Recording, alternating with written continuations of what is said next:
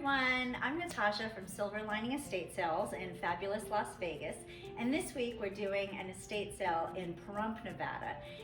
It's an intense sale, antiques everywhere, and we needed to call in an expert. So with us today is a certified appraiser, Leslie Bell of Appraisals Las Vegas. And hello Leslie, and she's going to talk about a couple of the really unique things that we found at this house. I'll have Leslie take over from here. Okay, first of all, we have a music box. This is a Regina. These are turn of the century. They were invented in 1890 in Germany, and then the production became really big in America. This lid lifts up, and it has the original photo of a little girl and her music teacher, and this was common to do a vintage photograph inside, so you had something to look at. Then you have an arm and a metal disc, which is all has slots and punched out pieces, which plays the music. So you put disc in here and the arm down, and then you wind it up.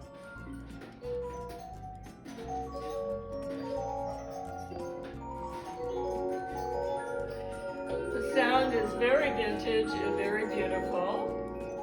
And of course, different discs had different songs on them.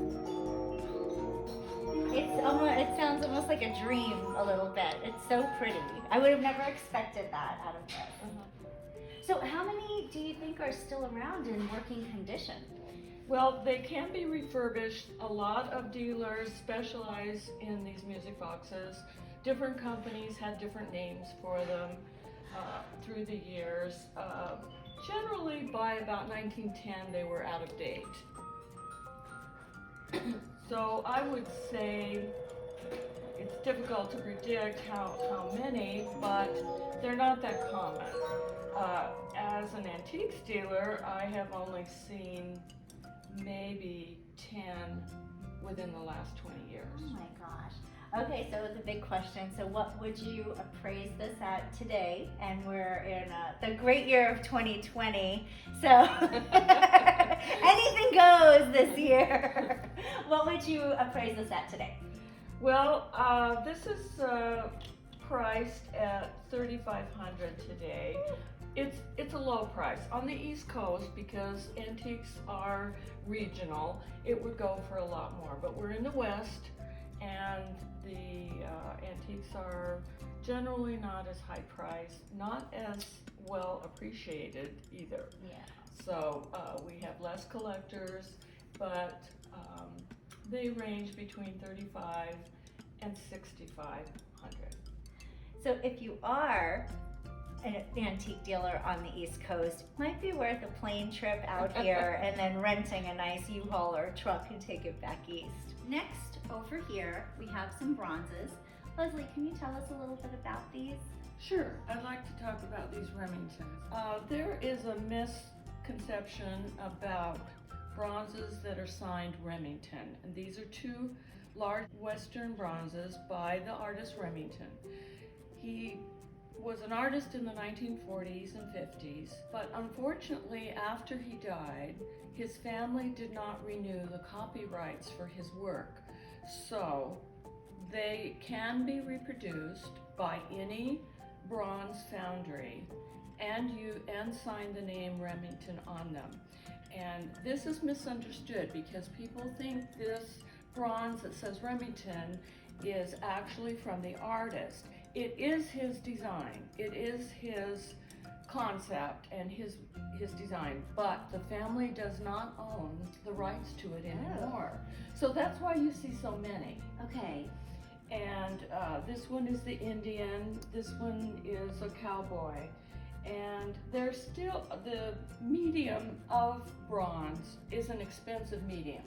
So you will find bronzes are not cheap or inexpensive because they're expensive to execute. And so for this Remington, we have 1800 on the Indian. If you ever watch films of the White House where they're filming in the Oval Office, you will see a very large Remington behind the Oval behind the president's desk. That is original. That is one that you can guarantee is original. How can you tell that it's not an original? One is the size. Those Okay. are recorded specific sizes by the artist when they were executed. Okay.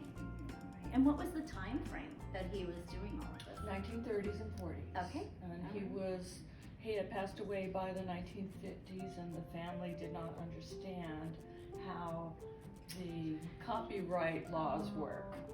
And are there still places producing them today, 2020? Yes, Oh, yes. wow. Absolutely. Okay, so do your homework. Or call Leslie. And the way that you can tell a good bronze is by the detail, the clear-cut detail of hair, facial features, hands. Whereas when they're reproducing them, you're missing certain generations and Yes. stuff like that. That makes sense. Yes. Okay. An artist still has to use the design and come up with a mold. So none of that is inexpensive. It's very expensive to do a bronze. And finally, we have this piece, which I have to be honest, when I first saw, I had no idea what it was. And then after Leslie explained it to me, now I have a little heartfelt connection to it since I went to a fashion school. So Leslie, please tell us about this. Okay, this is an interesting piece. This was in a store, and there was a logo at one time here advertising what it contained, and what it contained was spools of thread. So there's two of these roll top cabinets on each side. The top is screwed down, but it lifts off to store more spools. And then this lifts up and spools are inserted and stacked in these columns here. So you have a lot of room, a lot of storage, and this would have been in a mercantile shop. This is probably turn of the century. It's all wood. Underneath, we have a totally separate piece. These two did not come together. And this is also a chest that would have contained sewing items. There are several drawers, and this was for storage as well. I would say together these items are worth close to $1,500. Leslie, how often have you come across these pieces? Because you knew right away when you saw it. I knew not right away. Oh, I had okay. to fiddle around with it before I figured out what it was, because these roll tops were closed and the columns were there, and then until I discovered that this lifts up, I didn't know what that was for. And Coates and Clark, different thread companies would have provided this in the store. There would have been their ad right here to advertise their brand. And I would say I have never seen one. Oh, really? Oh boy. These Price just went up. These cabinets I have seen. Okay. They're not that common, but I have seen them. This I have never seen. Okay. Good to know. Well, you've seen it here first.